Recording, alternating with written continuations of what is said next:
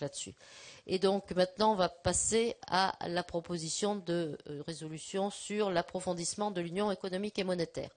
Donc Christophe Carèche, il nous en faut quelques autres, Michel Herbillon, Didier Quentin. Voilà, c'est bon. Ça vous suffit, ça nous suffit.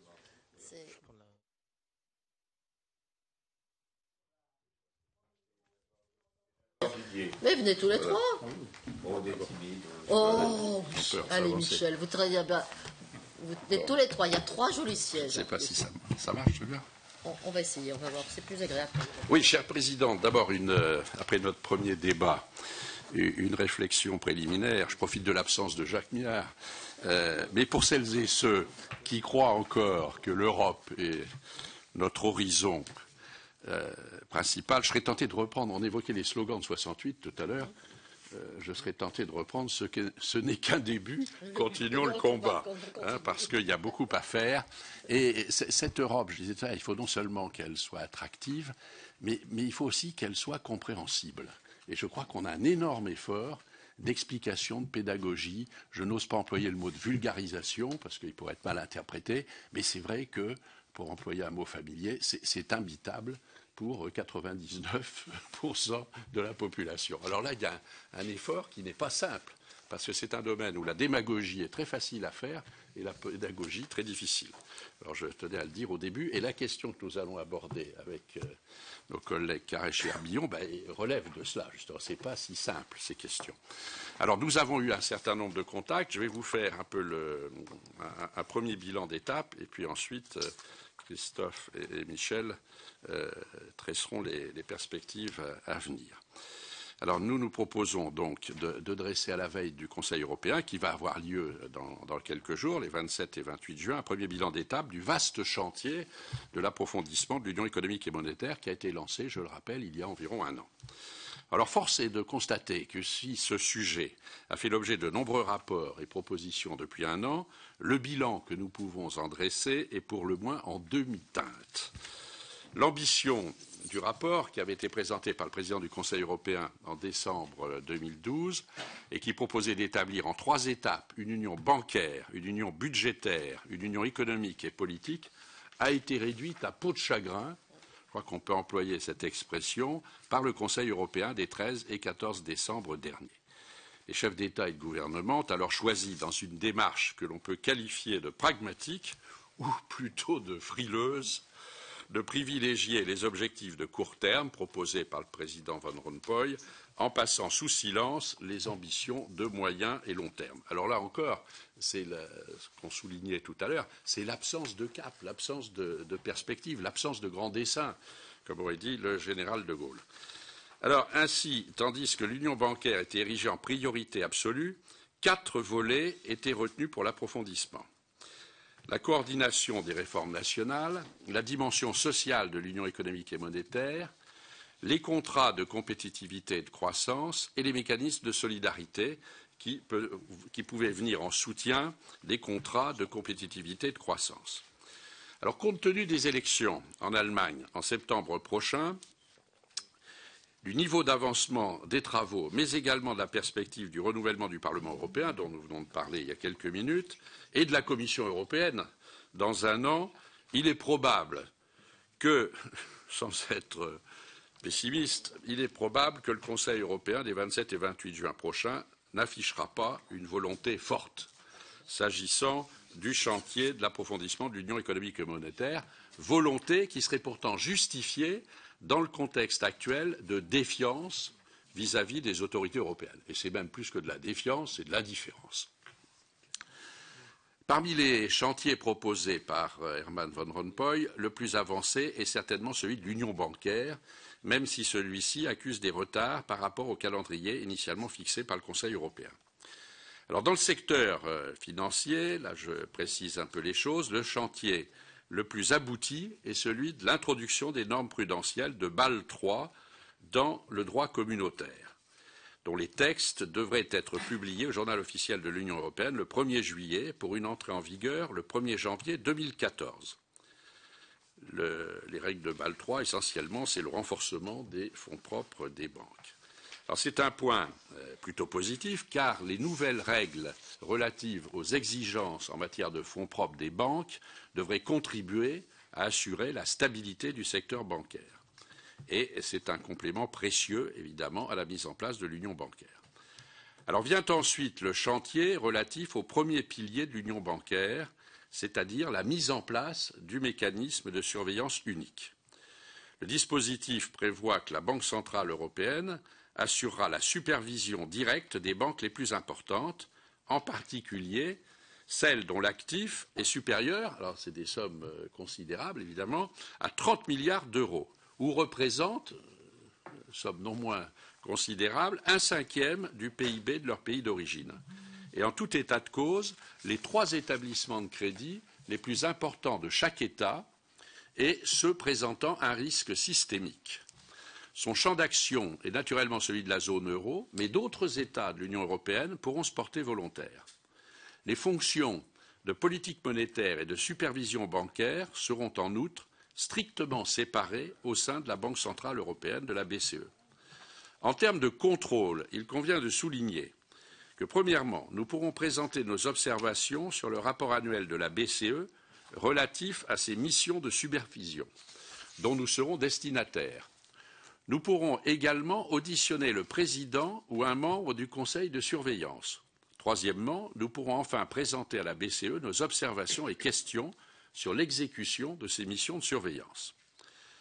Ces pouvoirs sont plus que justifiés compte tenu des contrôles que nous pouvons exercer aujourd'hui sur l'autorité de supervision nationale et des conséquences que les mesures de surveillance peuvent avoir sur les finances publiques, ainsi que sur les établissements de crédit, leurs clients et leur personnel. En revanche, il faudra veiller à ce que les pouvoirs de contrôle sur pièces et places dont nous disposons au sein des commissions d'enquête et de la commission des finances soient toujours bien assurés. Enfin, les modalités de vote au sein de l'autorité bancaire européenne ont été modifiées afin de préserver un certain équilibre entre les États membres du mécanisme de surveillance unique et les autres États. Si les grandes lignes du mécanisme de surveillance unique ont fait l'objet d'un accord entre le Conseil et le Parlement européen, son adoption définitive demeure suspendue à l'accord du Parlement allemand, ainsi qu'à la conclusion d'un accord interinstitutionnel entre le Parlement européen et la BCE sur les modalités de contrôle du Parlement européen, et en particulier la définition précise des modalités de nomination du président et du vice-président du comité de surveillance. Et là, il faut souligner qu'alors qu'il a obtenu un droit de veto sur la nomination du président, le Parlement européen souhaiterait en effet que lui soit également soumise une liste de noms en amont, ce qui n'est pas prévu à l'heure actuelle par la proposition de règlement. Une porte de sortie pourrait consister en une consultation informelle des autorités du Parlement européen. Alors le Parlement allemand, j'en parlais un peu il y a quelques secondes, devrait approuver le texte le 5 juillet prochain et le Parlement européen se serait engagé à l'adopter en septembre prochain également. En conséquence, le mécanisme de surveillance unique ne devrait pouvoir être effectif qu'en septembre 2014, c'est-à-dire dans 14 ou 15 mois, au mieux, compte tenu du délai d'1 an qui est prévu entre l'adoption définitive des propositions législatives et celui de la mise en place réelle du mécanisme. Alors cela retarde d'autant les possibilités de recapitalisation directe des banques par le mécanisme européen de stabilité, le fameux MES, qui sont subordonnés à la mise en place du mécanisme de surveillance unique. Alors là aussi, c'est un des griefs que l'on peut faire, c'est toujours, même s'il y a des raisons, c'est cette lenteur. La mise en place du mécanisme de surveillance unique va constituer un chantier d'envergure avec la définition précise des relations entre la BCE, les superviseurs nationaux et l'autorité bancaire européenne. Une réorganisation importante des mécanismes de contrôle, la constitution d'équipes de surveillance mixtes et de nombreux recrutements. Mais surtout, avant l'exercice effectif de sa mission de surveillance par la BCE, une évaluation de la qualité des actifs des banques placées dans son champ de supervision et une série de tests de résistance devront être menés, ce qui constituera une opération vérité, si on peut dire. Alors, opération vérité sans doute nécessaire, même indispensable, mais qui comporte le risque de devoir faire appel aux États pour les banques qui pourraient présenter des problèmes. Et à cet égard, ça c'est un chiffre dont on a pris conscience avec Christophe quand on a fait notre mission à Berlin, il convient de souligner que près de 600 milliards d'euros d'actifs pourris ou non stratégiques seraient présents actuellement dans les bilans des banques allemandes. Donc 600 milliards d'euros d'actifs pourris. Hein, c'est pas rien. Excusez du peu. Alors, autre chantier important, puisque, oui, du peu, oui, c'était un ministre d'ailleurs, hein, qui s'appelait Dupeux, enfin, de triste mémoire. Oui. Autre chantier important, c'est bien d'avoir ressuscité son souvenir, hein, Jérôme. Autre chantier important, puisque destiné à couper le lien entre dette bancaire et dette souveraine, celui de la définition du cadre opérationnel de la recapitalisation, c'est à peu près aussi difficile à prononcer qu'à faire, directe des banques par le Fonds de secours européen, autrement dénommé le mécanisme européen de stabilité, le MES, dont j'ai déjà parlé. Alors il s'agit de la solution de dernier recours, puisque mobilisable seulement après la mise à contribution des créanciers privés et des fonds de résolution. Alors ce chantier a connu une avancée notable très très récemment, puisque c'était jeudi dernier, le 20 juin, avec l'accord de l'Eurogroupe sur les grandes lignes du cadre opérationnel. Mais la finalisation de ces grands principes a toutefois été subordonnée à un accord avec le Parlement européen sur les directives relatives au système de garantie des dépôts, au redressement et à la résolution des défaillances bancaires. De nombreux verrous ont en outre été posés. Ainsi, il a été décidé que le montant maximal du mécanisme européen de stabilité, mobilisable au titre de la recapitalisation directe des banques, s'élèverait à 60 milliards d'euros. Sur les 500 milliards de sa dotation totale, cela reste donc limité. Et le directeur général du fonds, Klaus Regling, a néanmoins estimé que cela devrait être plus que suffisant. Cela pourrait toutefois, avons-nous le sentiment, s'avérer insuffisant dans le cas des banques systémiques. Alors, je rappelle qu'une banque systémique, c'est une banque dont les activités sont tellement importantes et variées que son hypothétique faillite aurait nécessairement un effet négatif sur la finance mondiale. Une souplesse est malgré tout prévue puisque le Conseil des gouverneurs pourra revoir ce plafond. En outre, tout État qui sollicitera le mécanisme européen de stabilité pour une banque en difficulté devra participer en partie à sa recapitalisation à hauteur de 20% les 2 premières années de la mise en place du mécanisme et 10% ensuite. Enfin, une éventuelle application rétroactive du mécanisme sera décidée au cas par cas par le Conseil des gouverneurs. Alors ce dernier point auquel l'Allemagne était farouchement opposée, et lors de notre voyage à Berlin récemment, le directeur Europe du ministère allemand des Affaires étrangères a été très clair à ce sujet et plus particulièrement susceptible de concerner l'Irlande et le Portugal. L'Espagne a en effet indiqué ne pas souhaiter y avoir recours. Mais enfin, il faudra bien tenir compte de cette opposition qui nous a encore été dite très, très nettement des Allemands. Alors c'est donc, on le voit, un chantier difficile où dès qu'il est question d'une forme de mutualisation, l'Allemagne freine les négociations des 4 fers. Et je vais donc maintenant passer la parole à Christophe Caresche pour détailler les enjeux liés au 2e et 3e pilier de l'union bancaire, alors que les difficultés d'accès au crédit s'accroissent, notamment pour l'investissement des petites et moyennes entreprises. Alors Christophe, je passe le relais. Bon, sur les problèmes de l'union bancaire, l'essentiel a été dit, il y a la supervision qui est mise en place. Le problème, ça a été dit à l'instant, c'est que la BCE, son président sera là demain, donc on pourra le questionner là-dessus. J'en profite pour le dire, il sera là demain matin, salle Lamartine à 9h30. Voilà, et donc je pense que c'est une audition qui va être très intéressante. L'après-midi. Voilà, c'est très bien, c'est très bien. C'est à 16h45. Non, c'est deux auditions très intéressantes puisque on pourra peut-être questionner M. Draghi sur le fait que la BCE ayant pris en main la supervision, elle veut le faire évidemment en engageant sa crédibilité. Et à partir de là, elle va opérer une opération vérité, d'ailleurs qui est nécessaire, et qui va être une revue des bilans des banques qu'elle supervise. On ne sait pas trop ce qui va sortir de cela. Il y a des informations comme quoi, effectivement, les actifs dégradés, qui ne l'ont pas été et qui restent dans les bilans des banques, sur l'ensemble de la zone euro, ça sera environ 1000 milliards. 1000 milliards d'actifs. Donc, à partir du moment où cette situation est révélée, ça pose un certain nombre de problèmes. D'abord, ça peut effectivement susciter une certaine interrogation, une certaine inquiétude sur les marchés. Donc ça, c'est un problème qu'il va falloir gérer. Et le deuxième problème, c'est qu'il va y avoir nécessairement des besoins de recapitalisation. Il est clair que l'Allemagne ne veut pas, il faut être clair là-dessus, ne veut pas s'engager dans une opération de recapitalisation sur le passif. Bon. Donc ça veut dire que l'Allemagne considère que c'est aux États d'assurer cette charge en 2014. Bon, alors il y a une discussion actuellement.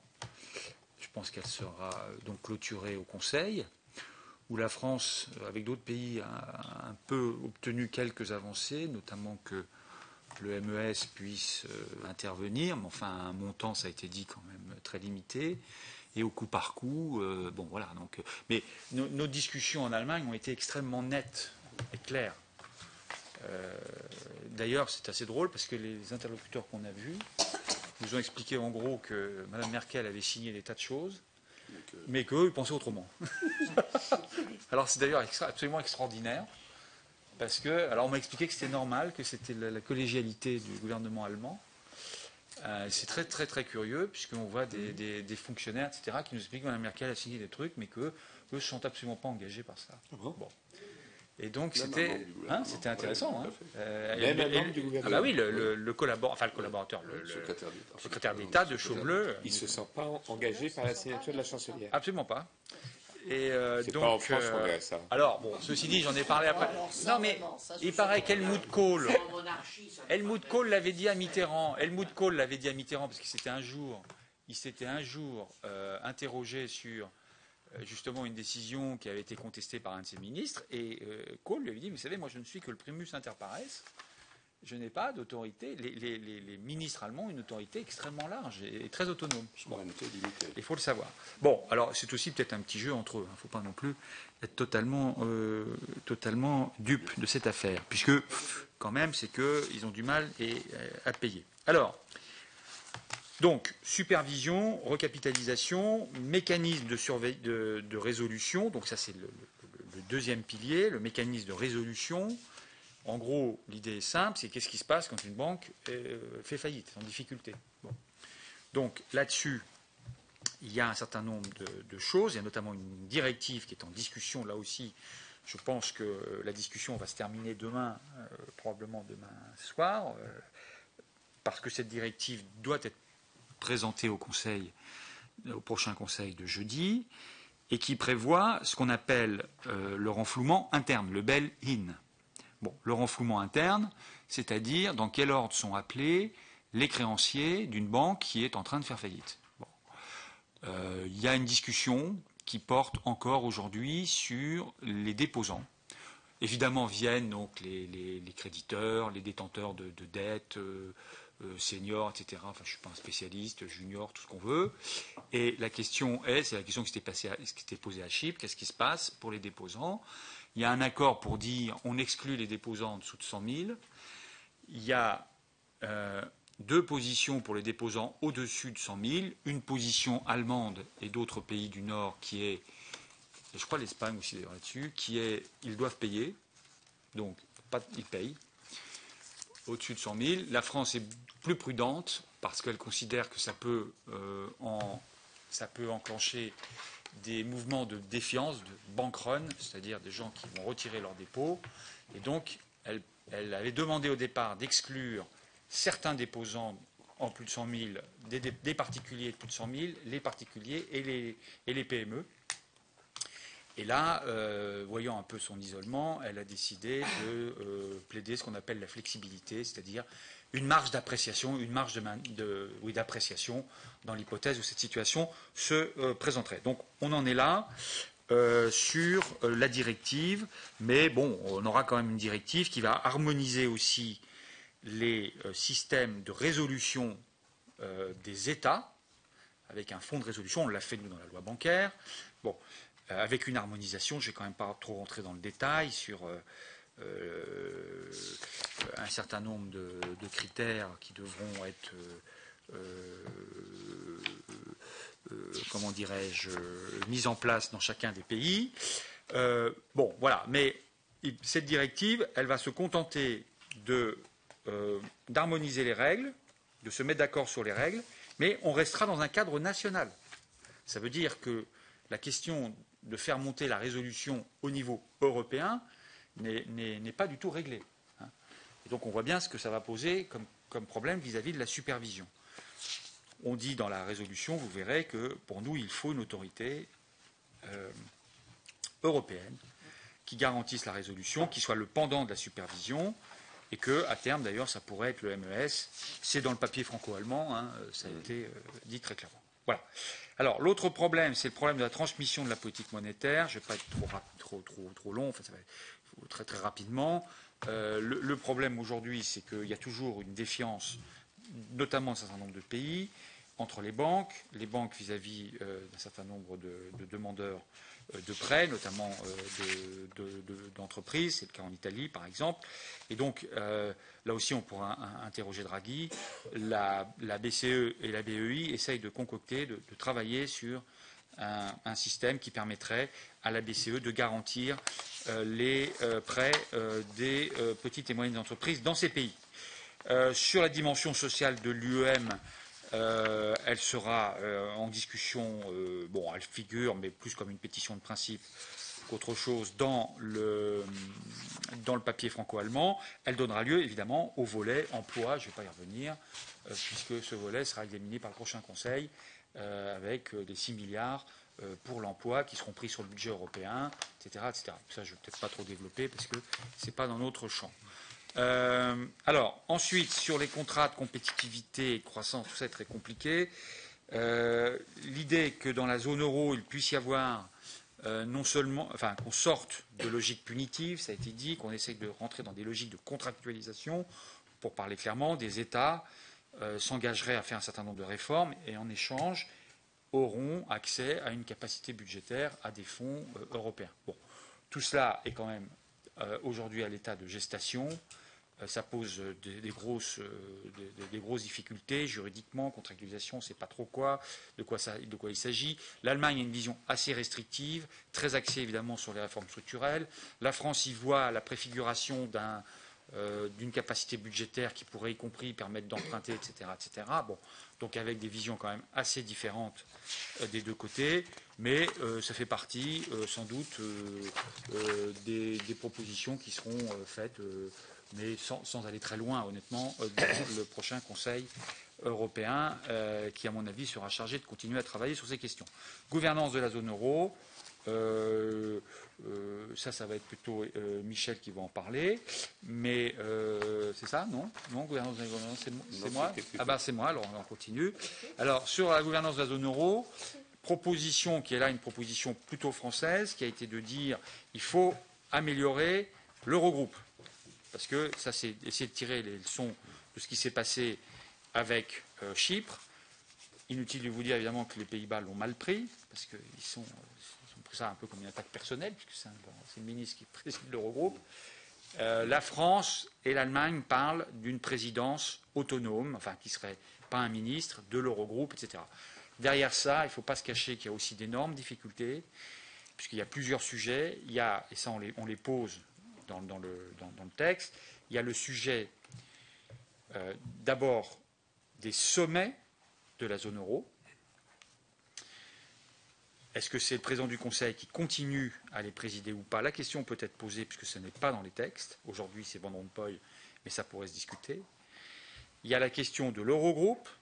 Est-ce qu'il y a un président spécifique ou pas? Est-ce que ce président est aussi Van Rompuy? Ça pourrait être une solution. Est-ce que ce président est le vice-président de la Commission européenne chargé des affaires économiques et budgétaires, donc avoir un ministre des Finances européen? Ça peut être aussi une solution, même si elle est compliquée sur le plan institutionnel. Mais par exemple, Moscovici, on en parlait ce matin, est plutôt sur cette position. Bon, donc il peut y avoir toute une série de propositions qui, à mon avis, trouveront quand même, disons clairement les choses, leur concrétisation après les élections européennes. Bon, sur ce plan-là, il y a un point quand même qui est très important, c'est d'aller vers le renforcement de la gouvernance de la zone euro, de la coordination au sein de la zone euro. Il y a une volonté d'approfondir les choses, d'abord parce qu'on a la même monnaie, et ensuite parce que ça évite aussi d'autres problèmes, notamment avec l'Angleterre. Et donc je pense qu'on va quand même vers une orientation de ce type. Voilà, merci. Merci Madame la Présidente. Donc avant toute chose, je voudrais associer à ce travail une personne qui a beaucoup œuvré pour l'approfondissement de cette question. C'est Annabelle Archien que je voudrais remercier. Consensus sur le sujet. Consensus sur le sujet. Il n'y a pas forcément consensus sur les sujets européens en Europe, mais il y a un consensus sur Annabelle. Concernant l'union budgétaire et économique, le rapport qui a été présenté par Herman Van Rompuy affichait une grande ambition. D'une part, il mettait l'accent sur l'achèvement de la mise en œuvre du cadre de gouvernance économique renforcée. Ensuite, il proposait une coordination renforcée des politiques structurelles. Et enfin, il envisageait la création d'une capacité budgétaire destinée à absorber les chocs économiques asymétriques, ainsi que la mise en place d'un trésor européen. Le moins qu'on puisse dire, c'est qu'on est loin de cette ambition. Je rappelle qu'en matière de coordination des politiques économiques, le Conseil européen des 13 et 14 décembre 2012 est en effet resté très en retrait, puisqu'il a finalement retenu un certain nombre d'axes d'approfondissement, mais c'est tout. Donc les axes d'approfondissement qu'a retenu le Conseil en décembre, c'était la coordination des réformes nationales, l'introduction d'une dimension sociale dans l'Union économique et monétaire, on en a parlé. Alors vraiment, Madame la Présidente, par rapport à ce que tu disais tout à l'heure, c'est extraordinaire. Il avait retenu comme axe aussi les arrangements contractuels. Franchement, tout le monde comprend ce que ça veut dire. Ça, c'était la terminologie de la Commission. Alors, je préfère la terminologie du Conseil européen parce que ça rejoint un des éléments que vous évoquiez sur la lisibilité et l'aspect quand même souvent très absconce de l'Europe, ce qui éloigne l'Europe de nos concitoyens. Donc, il y a des terminologies différentes retenues pour la même chose par la Commission et par le Conseil européen. Et donc, le Conseil européen, au lieu de parler d'arrangement contractuel, parle de contrat de compétitivité et de croissance. C'est quand même juste un peu plus explicite. Autre axe retenu, les mécanismes de solidarité qui pourraient venir en soutien de ces contrats. Et enfin, l'amélioration de la gouvernance de la zone euro. À la demande du Conseil européen, la Commission européenne a présenté le 20 mars 2013, il y a quelques mois, deux communications. L'une sur la coordination préalable des projets de grandes réformes économiques, l'autre sur la création d'un instrument de convergence et de compétitivité. En fait, ces communications se présentaient sous la forme de simples options proposées par la Commission européenne et sur l'idée d'une consultation des États membres. Donc, force est de constater aujourd'hui que tous ces sujets demeurent aujourd'hui au stade de la réflexion. Et le risque est d'ailleurs très élevé que le prochain Conseil européen en juin diffère, tergiverse, reporte sur tous ces thèmes en demandant à la Commission européenne d'approfondir encore la réflexion. Alors si maintenant on revient en détail sur chacun des volets évoqués. Le premier volet, c'était la mise en œuvre d'un cadre de gouvernance économique renforcée. Ce volet qui est relatif à la surveillance économique et budgétaire est effectivement mis en œuvre. C'est d'ailleurs le seul s'agissant de l'union budgétaire et économique, puisque le traité sur la stabilité, la coopération et la gouvernance, le six-pack et le two-pack, qui prévoient des mécanismes de surveillance économique et budgétaire renforcés, sont tous entrés en vigueur. Donc c'est ça la vraie et la seule réalité à ce stade de l'union économique et budgétaire. J'appelle d'ailleurs votre attention que le Tupac, entré en vigueur le 30 mai, aura des conséquences importantes sur notre procédure budgétaire dès cet automne. En effet, pour la première fois, l'échelon européen va intervenir au cours du second semestre de l'année, qui est le semestre consacré au vote du budget.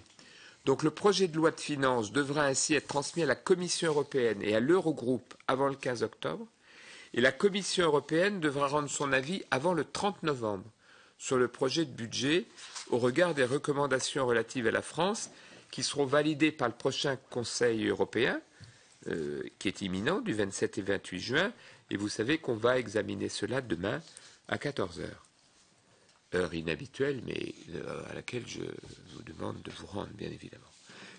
En cas de manquement grave aux obligations figurant dans le pacte de stabilité et de croissance, la Commission européenne pourra demander que le projet de plan budgétaire qui lui a été présenté soit révisé.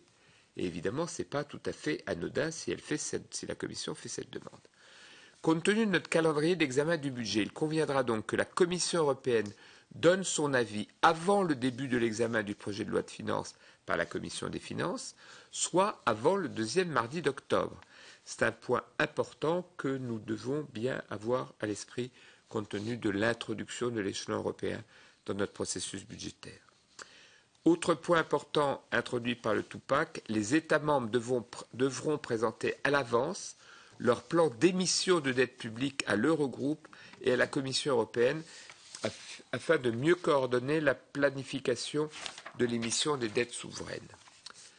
Deuxième volet, c'est la coordination préalable des grandes réformes structurelles et de manière plus générale des politiques économiques.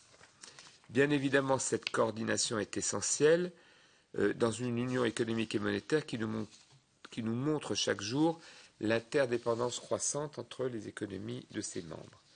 Alors, la coordination préalable des grandes réformes est prévue par l'article 11 du traité, qui précise que les parties contractantes veillent à ce que toutes les grandes réformes de politique économique qu'elles envisagent d'entreprendre soient débattues au préalable et au besoin coordonnées entre elles. L'objectif est ainsi d'évaluer les meilleures pratiques et de coordonner de manière plus étroite les politiques économiques. Alors, dans sa communication du 20 mars 2013, la Commission européenne propose ainsi une coordination préalable dans le cadre du semestre européen des grandes réformes intervenant dans le domaine de la compétitivité, de l'emploi, du fonctionnement des marchés de biens et services, dans les industries de réseau, les systèmes fiscaux et la stabilité financière et la viabilité budgétaire. Le Parlement européen a déjà souligné l'absence de mention de la dimension sociale dans la proposition de la Commission européenne. Et l'expérience montre qu'il convient d'être assez prudent dans la manière d'aborder cette question, même si, bien évidemment, nous sommes d'accord sur le fait que cette dimension sociale doit intervenir. Mais il faut avant tout respecter les rôles des parlements nationaux et des partenaires sociaux et de garantir les conditions d'une véritable appropriation au niveau national. Il convient également d'avoir pour principe directeur de ne pas rendre trop complexes et trop rigides les dispositifs européens et de veiller à leur cohérence. En tout état de cause, la coordination devrait porter sur les grandes réformes ayant des effets transfrontaliers importants ou des conséquences sur le fonctionnement de l'Union économique et monétaire. Elle devrait intervenir suffisamment en amont pour avoir un intérêt et surtout elle devrait avoir lieu de manière souple, le cas échéant, tout au long de l'année. Deuxième point que je voulais souligner, c'est qu'au-delà du sujet précis de la coordination des grandes réformes, c'est la question du renforcement de la coordination des politiques économiques de manière plus générale qui est posée. Alors, la contribution franco-allemande, qu'évoquait Christophe à l'instant, la contribution franco-allemande qui a été présentée le 30 mai dernier propose une méthode. Elle souligne la nécessité de procéder dans un premier temps à une analyse commune des politiques économiques entendues au sens large, c'est-à-dire incluant leur dimension sociale et tout ça reposant sur une série d'indicateurs. La France et l'Allemagne proposent à cet effet de conduire des discussions sur les indicateurs et sur les domaines d'action à l'automne.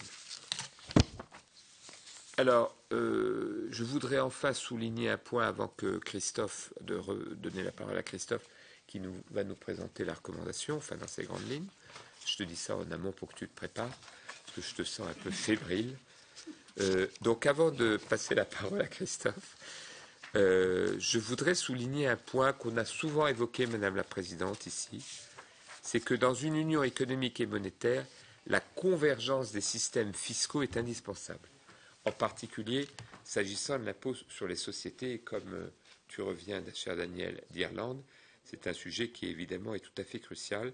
Donc une convergence des systèmes fiscaux, notamment l'impôt sur les sociétés, et je crois qu'il faudrait quand même accélérer un peu les travaux en cours sur ce point, parce que là aussi, c'est un sujet dont on parle depuis longtemps.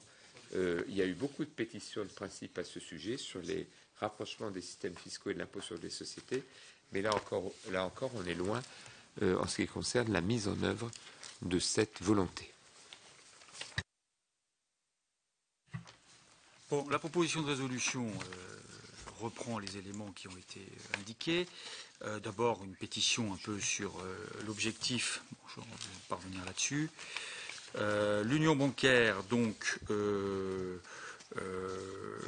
on consacre 4 points à l'union bancaire.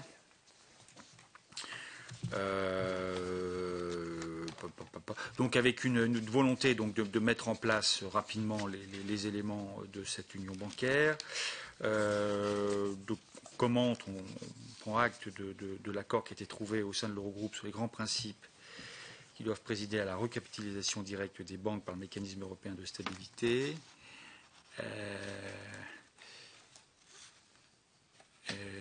Sur la restructuration, sur le bail-in, donc on donne un certain nombre d'éléments tels que je les ai indiqués tout à l'heure et qui reprennent grosso modo la position française.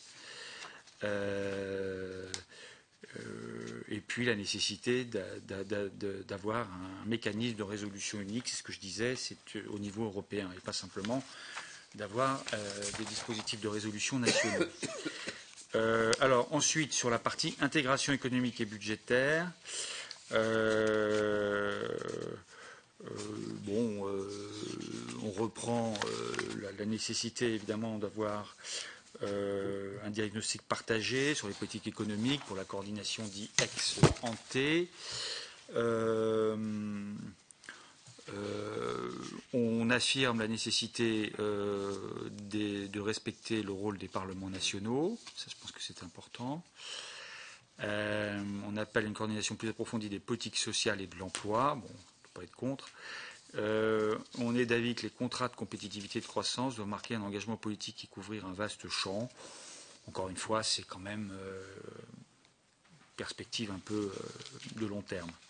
Enfin, on rappelle que l'approfondissement de l'union économique et monétaire suppose une convergence fiscale accrue, en particulier s'agissant de l'impôt sur les sociétés. On suggère de compléter les critères d'adhésion à la zone euro afin de tenir compte notamment de la solidité du système financier d'États souhaitant adopter l'euro. Enfin, je nécessaire de nommer un président des sommets européens de la zone euro. Alors, oui, ça, je ne sais pas s'il faut le reprendre ou pas, tel que. Est-ce qu'il faut qu'on aille jusque-là? Bon. C'est un peu une discussion que nous avons eue avec le SGAE, le secrétaire général des Affaires européennes, qui nous disait que si on voulait donner plus de lisibilité et d'existence à la zone euro, il fallait qu'il y ait un président des sommets de la zone euro qui ne soit pas nécessairement le président du Conseil. C'est vrai qu'il y a une architecture qui est assez cohérente. Bon, voilà.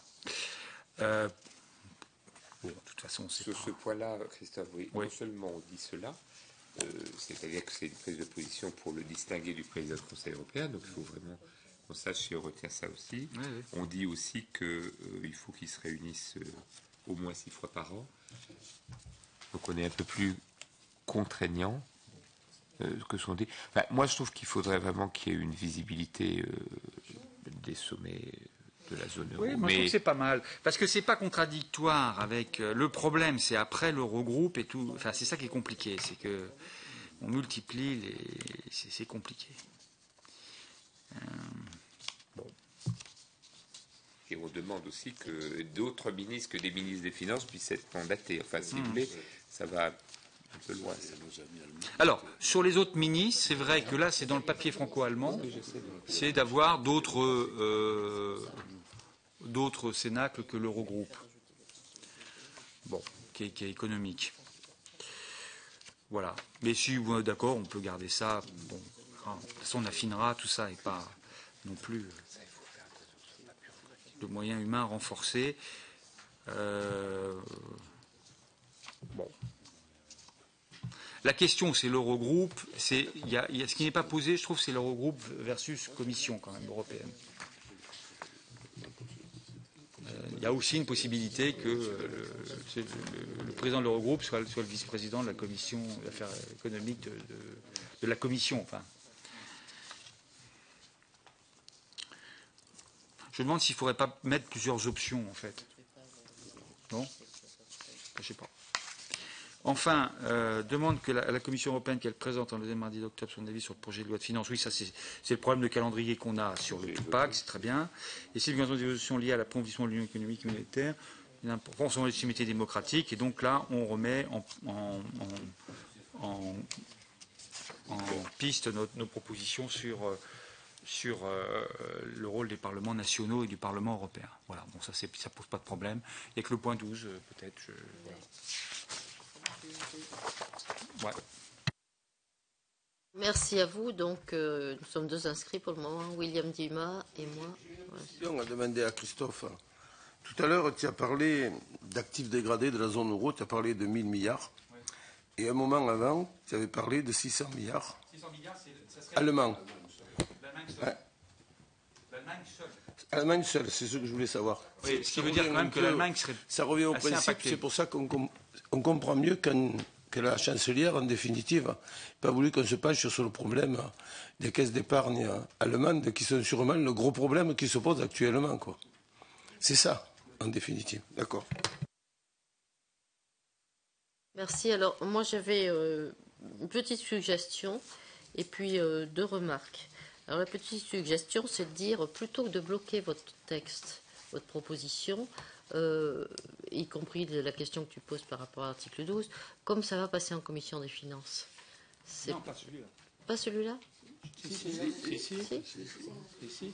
La résolution, comme elle passe en commission des finances, et c'est peut-être, j'allais dire, les financiers, si besoin, vous pouvez peut-être affiner un petit peu plus, tu vois ce que je veux dire.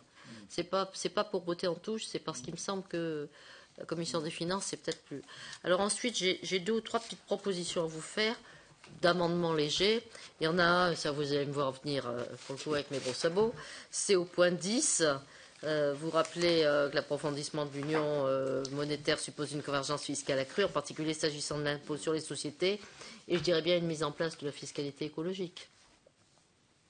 Parce que c'est quand même, me semble-t-il, un sujet qui est beaucoup à l'ordre du jour.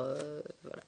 Alors, après ces deux remarques un petit peu plus de forme, parce que là, sur le point 1, je reviens un tout petit peu en arrière, mais parce que vous avez bien compris que pour moi, l'essentiel, c'est la fiscalité écologique. Quand vous parlez d'une union bancaire complète, il ne faudrait pas dire réharmonisée, ou simplement complète, ça suffit? Ça, c'est plus une question. Sur le point 1, le point 1 dans vos propositions, invite le Conseil à la quatrième ligne, vous dites, comme perspective de moyen terme, une union bancaire complète. Moi, j'aurais bien dit harmonisée. Mais ça, c'est... En fait, la question, c'est plutôt une union bancaire intégrée. Intégrée, alors c'est peut-être ça, j'ai peut-être pas trouvé le bon mot, hein, mais c'est pas... Parce que là, intégrée, ça veut dire... Et intégrée, oui. Et intégrée. En tout cas, voilà, il me manquait quelque chose, là. Il me manquait. Et puis, au point 4... donc de la même partie, page 4. Ça, c'est pourquoi est-ce qu'on met d'abord les créanciers seniors et après les créanciers juniors? Pourquoi pas l'inverse?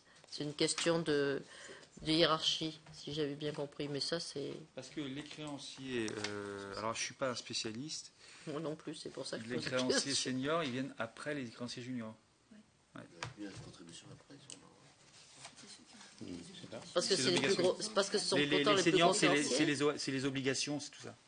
Ah, les créanciers juniors, c'est on protège un peu les seniors. Oui. C'est ça, on protège les seniors parce qu'il y a des dettes d'État dedans. D'accord. Et dernière petite remarque, donc bon, comme ça j'ai compris, page 6, le point 11,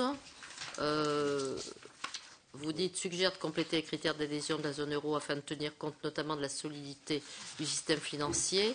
Est-ce qu'il ne faudrait pas redire et de la cohésion fiscale des États? Sinon, bien entendu, je trouve que votre proposition de résolution est tout à fait bien.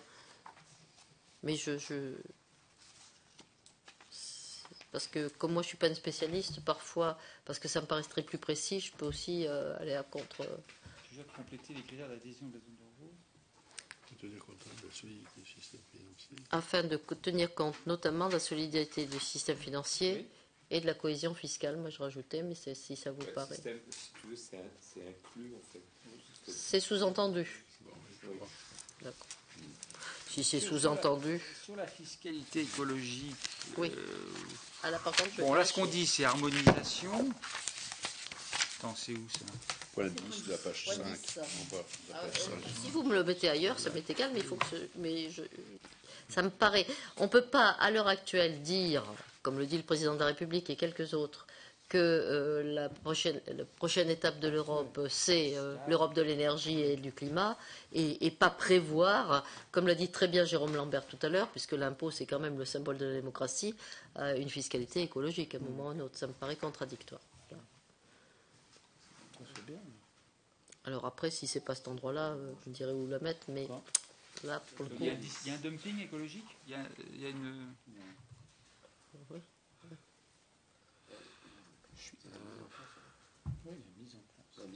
Et la mise en place, j'avais dit, d'une fiscalité écologique. Ben, elle existe, la fiscalité écologique, Ah bon? dans les États. Mais pas de façon transversale. Et dans les États, pas spécialement non plus. Bon, si on regarde l'État français, par exemple, ça va peut-être venir. Ah bah si, on a quand même des éléments de fiscalité écologique. Enfin, on peut considérer qu'ils sont tout à fait insuffisants, ça, je suis tout à fait d'accord. Mais le problème, c'est que... Oui, mais tu peux pas... Là, on est dans le cadre de l'harmonisation. Moi, je veux bien qu'on oui. harmonise la fiscalité écologique, mais est-ce qu'un État, par exemple, qui voudrait, pour parler clairement, mais parce que avoir une l'idée, c'est de ambition mettre... plus forte en fiscalité écologique qu'un autre, Ben non, il y en a... moi, ça ne me choque pas. Enfin, Alors, ou alors, est-ce qu'on peut vois ce dire que à je ce veux dire moment... ce qui est derrière, c'est la contribution c'est climat, l'harmonisation, énergie. en fait. C'est ça Ah oui, qui mais est alors derrière. ça, c'est... Ça, c'est un autre sujet, ça. C'est... Mais moi, on peut dire fiscalité écologique européenne à ce moment-là, mais moi, très franchement, si ça y est pas, je m'abstiens. Mais je peux pas. Oui, non, mais attends, c'est pas le problème. Non, non. C'est pas du tout le problème. On est d'accord sur la fiscalité écologique. Oui, alors voilà, faut le trouver le problème, bon c'est endroit. de le mettre dans Oui, un truc. trouver le bon endroit. Je qui suis ait pas du sûre de sens, moi là pour. Ça me paraissait le plus facile, moi, ma lecture à moi, mais. Fiscal accru. Alors on peut mettre dans fiscal accru. Moi, je veux bien, mais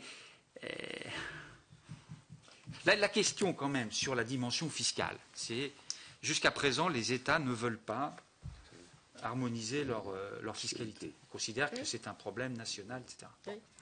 Donc nous, on est pour l'harmonisation. Notamment sur ce qui concerne l'impôt sur les sociétés, puisqu'il y a toujours Oui, eu d'accord, mais- une volonté affichée à différents sommets, etc., Fiscal accru, entre la France et l'Allemagne. Mais en particulier. alors moi, Et et une réflexion à ce moment-là. Moi, je trouve que c'est un peu. J'ai pas sur de l'impôt problème sur sur les le fond, hein, sociétés. Daniel. Je dis J'entends simplement bien, mais j'entends que ça n'a bien. pas forcément de lien avec l'objet du rapport, là. sur les sociétés. Ah. Et C'est comme ça que depuis des années, on dit ça n'a pas de rapport et on ne le met jamais. Et c'est pas suffisamment dans les têtes pour passer. C'est un petit peu ça qui me dérange. Après, voilà. Après, ou la bonne formule. Moi, je veux bien entendre la dernière proposition de Michel Arbillon, si il veut bien la redire, qui est de dire une réflexion vers. Parce que c'est bien de ça qu'il est question. Une cohérence fiscale fiscale accrue. accrue, en particulier s'agissant de l'impôt sur les revenus, et une réflexion commune relative à la fiscalité écologique. Voilà. Vous pouvez mettre ça? Oui, oui, ça va. Merci à vous parce que Une réflexion. non, mais c'est pas relative à la fiscalité écologique. Non, mais c'est... on tranche de question.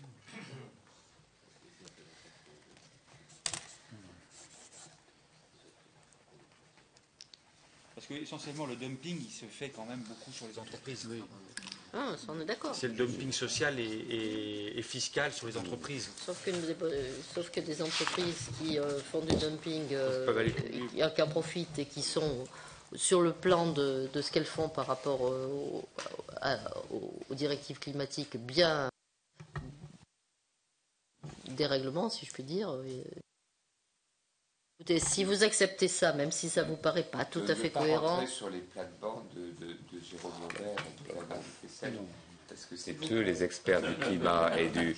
N'est-ce pas? Mais voilà, c'est ça. Mais je me permets de remarquer que Jérôme n'a pas trouvé que j'empiétais et que ça paraissait cohérent. En tout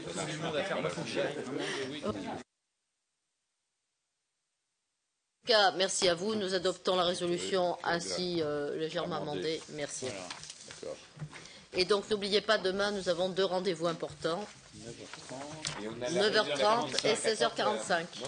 Et 14h. Et 14h. Alors, 9h30, 14h, 16h45. Autrement dit, on ne se quitte pas demain. Voilà, voyons ça.